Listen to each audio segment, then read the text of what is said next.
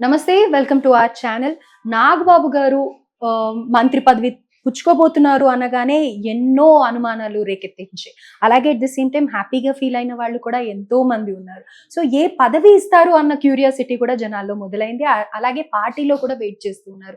ఈ విషయాల మీద అసలు ఏ పదవి ఇవ్వబోతున్నారు, ఏంటి అనే విషయం తెలుసుకుందాం. ప్రస్తుతం మనతో పాటు మన స్టూడియోలో చిలగట్టు శ్రీకాంత్ గారు ఉన్నారు. నమస్తే సార్. నమస్తే ప్రియా గారు.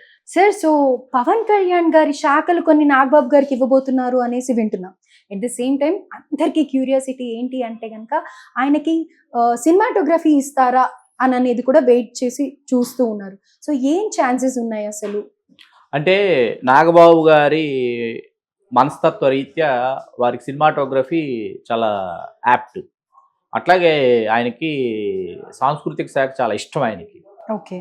ప్రస్తుతానికి ఆ శాఖలు వచ్చేసి కందుల దుర్గేష్ గారి దగ్గర ఉన్నాయి. అయితే ఇప్పుడు పవన్ కళ్యాణ్ గారి శాఖలు 5 శాఖల్లో 5 శాఖలు ప్లస్ సినిమాటోగ్రఫీ నాగబాబు గారికి ఇస్తారా, లేకపోతే పవన్ కళ్యాణ్ గారి దగ్గర ఉన్న కొన్ని శాఖలు 2-3 శాఖల్ని నాగబాబు గారికి ఇస్తారన్నది చూడాల్సింది. పవన్ కళ్యాణ్ గారు మంత్రివర్గంలో కొనసాగుతారా, లేకపోతే వైదొలిగి నాగబాబు గారికి అవకాశం ఇచ్చి వారు జాతీయ రాజకీయాలకు వెళతారా అన్నది కూడా ప్రధానంగా చర్చ జరుగుతారు. ఇక్కడ నాగబాబు గారు ఏంటంటే అనకాపల్లి నుంచి పోటీ చేస్తారని అనుకున్న నేపథ్యంలో వారు అనకాపల్లికి వచ్చి 15 రోజుల పాటు అక్కడ వారు పర్యటించిన తర్వాత అది పొత్తులో భాగంగా భాజపాకు వెళ్ళటం, సీఎం రమేష్ గారికి అక్కడికి రావడంతో ఆయన వైదొలిగిన తర్వాత నాగబాబు గారు మీకు టీటీడీ చైర్మన్ అని ఒక దశలో వినిపించింది, కాదు రాజ్యసభ అని అనుకున్న తర్వాత రాజ్యసభ కోసం ఆగటం జరిగింది. ఎప్పుడైతే మీకు 3 ఎంపీలు ఖాళీ అయిన 3 ఎంపీల్లో 2 ఎంపీలు తెలుగుదేశం తన వద్ద ఉంచుకొని ఒకటి మీకు బీజేపీ ప్లస్ జనసేనకు ఒకటి విడిచిపెట్టింది. అంటే మీరు తేల్చుకోండి అని తెలుగుదేశం వాళ్ళు ఏం చేశారంటే కాపు సామాజిక వర్గం నుంచి సానా సతీష్ గారికి, అట్లాగే యాదవ్ సామాజిక వర్గం నుంచి బీదా మస్తాన్ రావు గారికి అవకాశం వచ్చేటప్పటికి బీజేపీ వాళ్ళు కూడా బీసీ స్టాండ్ తీసుకుని ఆర్ కృష్ణయ్య గారిని తెర మీదకి తీసుకొచ్చారు. ఆంధ్రప్రదేశ్ నుంచి ఆయనకి అవకాశం ఇస్తున్నారు. కిరణ్ కుమార్ రెడ్డి గారి పేరు వినిపించింది. ఒక్కసారిగా కిరణ్ కుమార్ రెడ్డి గారి పేరు అదృశ్యం అయిపోయి ఆర్ కృష్ణయ్య గారు బీదా మస్తాన్ రావు గారు ఇద్దరు గతంలో వైకాపాలో రాజ్యసభ సభ్యులుగా పనిచేశారు. వాళ్ళు వైకాపాని వీడి ఇక్కడికి వచ్చేటప్పుడు వెంటనే వీళ్ళకే మళ్ళీ తిరిగి అవకాశం ఇవ్వడం జరిగింది. వీటి మీద వాళ్ళిద్దరికీ తిరిగి అవకాశం ఇవ్వడం మీద పార్టీలో బీదా మస్తాన్ రావు గారు గతంలో తెలుగుదేశంలో ఉన్న నాయకులే, వారు తిరిగి తెలుగుదేశం గూటికి రావటం, ఆర్ కృష్ణయ్య గారు భారతీయ జనతా పార్టీ కావటం అనేది బాగా వ్యతిరేకతకు దారితీసింది రాజకీయ వర్గాలు. సరే, దీన్ని కాసేపు పక్కన పెడితే ఇక్కడ ఎప్పుడైతే జనసేన దక్కించుకోలేకపోయిందో రాజ్యసభ ఎంపీ, అందరూ ఏమనుకున్నారంటే రాజ్యసభ జనసేన తీసుకుంటుంది, బీజేపీ కాకపోతే జనసేన తీసుకుంటే నాగబాబు గారు కదా అని అందరు ఎదురు చూశారు. కానీ ఒక్కసారిగా నాగబాబు గారు రాష్ట్ర మంత్రివర్గంలోకి వస్తున్నారు. అనూహ్యంగా భారతీయ జనతా పార్టీ రాజ్యసభకి నామినేట్ చేసేటటువంటి, అంటే జాతీయ స్థాయిలో 14 స్థానాలు ఖాళీ అవుతున్నాయి. ఆ కోటాలో చిరంజీవి గారి పేరు వినిపిస్తారు. వినిపించిన తర్వాత జాతీయ రాజకీయాల్లోకి, ఎందుకంటే పవన్ కళ్యాణ్ గారు మహారాష్ట్ర ఎన్నికల్లో ఎప్పుడైతే పవన్ కళ్యాణ్ గారి యొక్క ప్రచార తీరు, అక్కడ అభ్యర్థులు గెలిచినటువంటి విధి విధానాలు అన్ని చూసిన తర్వాత ఏంటంటే పవన్ కళ్యాణ్ గారిని జాతీయ రాజకీయాల్లోకి తీసుకొచ్చి భారతీయ జనతా పార్టీ రాష్ట్ర వ్యాప్తంగా, ఎందుకంటే 2027లో జమిలి ఎన్నికలు వచ్చేటటువంటి అవకాశాలు స్పష్టంగా కనిపిస్తున్న నేపథ్యంలో వాళ్ళకి పవన్ కళ్యాణ్ గారు లాంటి ఒక అట్రాక్షన్, ఒక ఫేస్, ఒక ఆకర్షణ శక్తి, పవన్ కళ్యాణ్ గారి దుందుడుకు స్వభావం కానీ, ఆయన ఉపన్యాస ధోరణి కానీ అక్కడ ఉన్నటువంటి ఉత్తరాది ప్రజలు ఎవరైతే ఉన్నారో వారికి కనెక్ట్ అయ్యి ఉంది.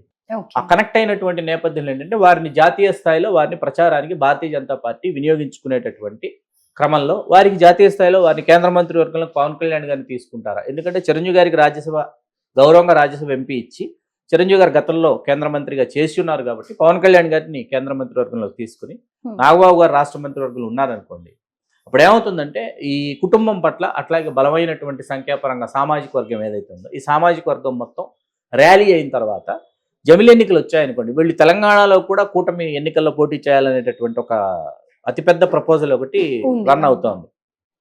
వీటన్నింటికీ ఏంటంటే బలమైనటువంటి సంఖ్యాపరంగా బలమైన సామాజిక వర్గం కాబట్టి ఇటు తెలంగాణలో కావచ్చు, అటు ఆంధ్రప్రదేశ్లో కావచ్చు, ఈ ఓట్స్ ర్యాలీ అనేది తెలంగాణలో ముఖ్యమంత్రి కావడానికి, ఇక్కడ ఆంధ్రప్రదేశ్లో కూడా ఖచ్చితంగా మళ్ళీ మరొక మారు కూటమి అధికారంలోకి రావడానికి, జాతీయ స్థాయిలో కూడా చెప్పుకోదగ్గ స్థాయిలో, ఎందుకంటే మొన్న ఈ ఆంధ్రప్రదేశ్కి చెందిన ఈ 20 ఎంపీలు ఏవైతే ఉన్నాయో ఇవి చాలా కీలకమైన పాత్ర పోషించాయి.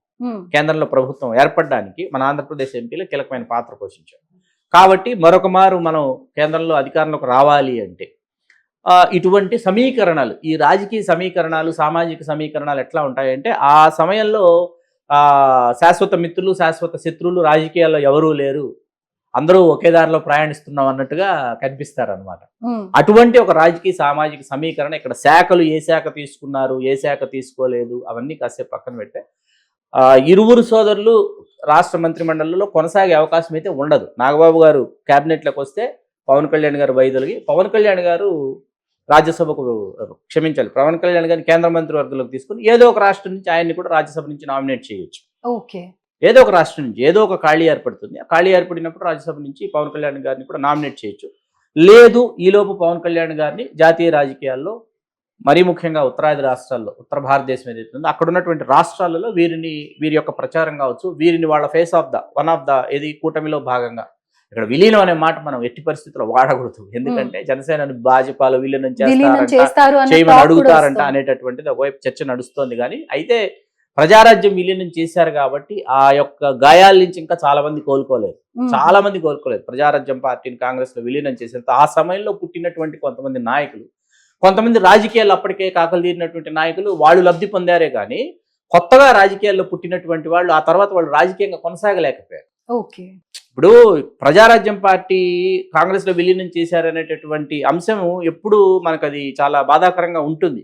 మూడో ప్రత్యామ్నాయాన్ని ఆశించినటువంటి సామాజిక రాజకీయ వేత్తలు ఎవరైతే ఉన్నారో, ఉద్యమకారులు ఎవరైతే ఉన్నారో వాళ్ళకి చాలా బాధగా ఉంటుంది మూడో ప్రత్యామ్నాయం లేకపోవడం. మీకు అర్థమవుతుంది కదా.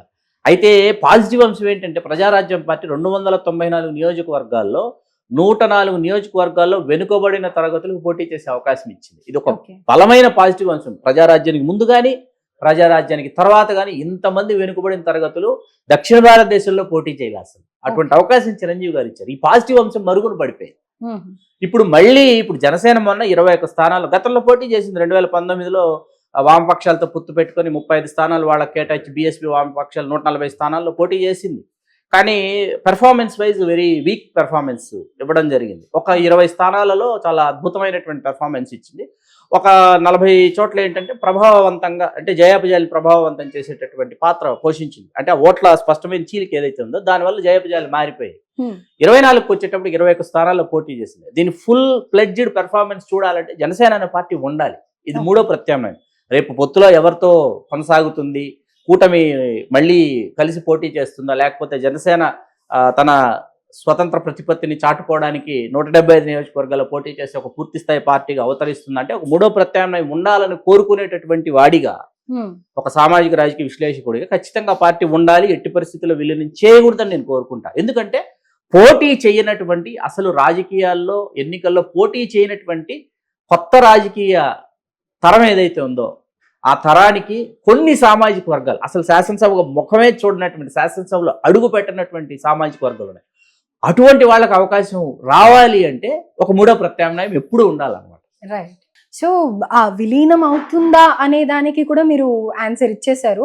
ప్రస్తుతం అదే చాలా వైరల్ గా వెళ్తూ ఉందన్నమాట. సో పొత్తులు అయితే వెళ్తారు, విలీనం అయితే అవ్వదు. విలీనం చేస్తే మాత్రం మీరు